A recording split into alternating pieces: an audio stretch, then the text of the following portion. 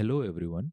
Have you ever wondered why some learning experiences stay with us for a lifetime while others are forgotten within days?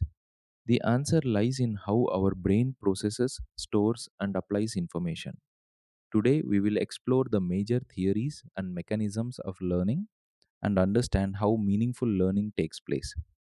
Learning is a relatively permanent change in behavior that occurs as a result of practice and experience. Every learning process begins with an input through experience or repeated practice.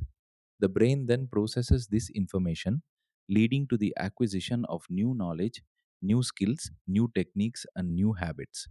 This permanent change enables individuals to adapt and perform more effectively in everyday life. Learning occurs through multiple mechanisms rather than a single pathway. These mechanisms can be grouped into four broad categories. The first is instinctual and foundational processing. The second is social and observational learning. The third is experiential and active learning. The fourth is internal cognitive processing. Together, these mechanisms explain how people learn in different situations.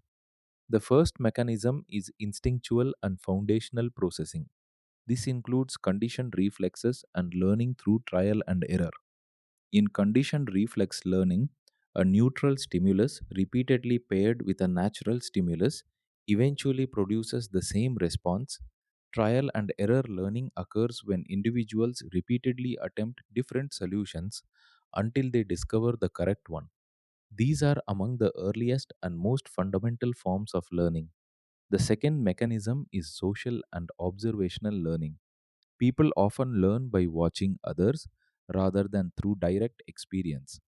Observational learning involves imitation of another person's behavior, while demonstration involves a skilled individual showing a task step by step.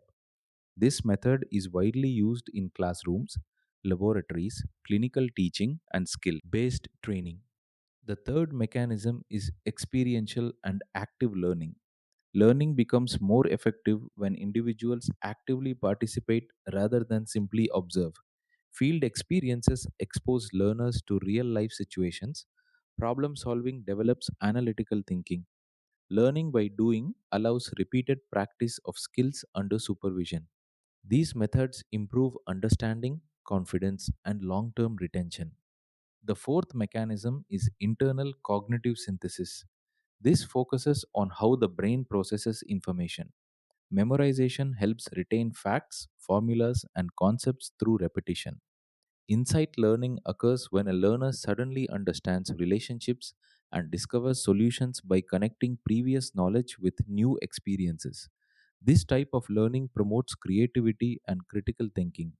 The mechanism matrix compares the major learning mechanisms based on how learning occurs and where they are most useful. Conditioned reflex and trial and error develop automatic responses and practical skills. Observation and demonstration help learners acquire knowledge by watching others. Field experience, problem solving, and learning by doing encourage active participation and improve understanding. Memorization strengthens recall of facts, while insight learning develops critical thinking and creative problem solving. The matrix shows that combining different learning methods produces the most effective learning outcomes.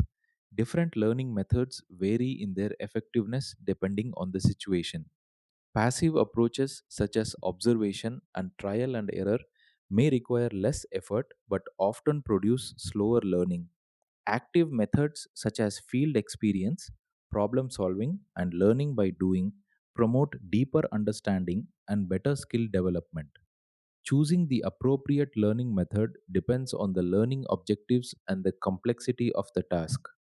Learning must also be evaluated to determine whether educational objectives have been achieved.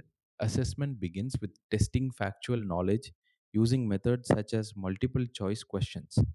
It progresses to essay writing, oral examinations, practical examinations, and finally, project work, where learners demonstrate the application of knowledge and skills in real world situations.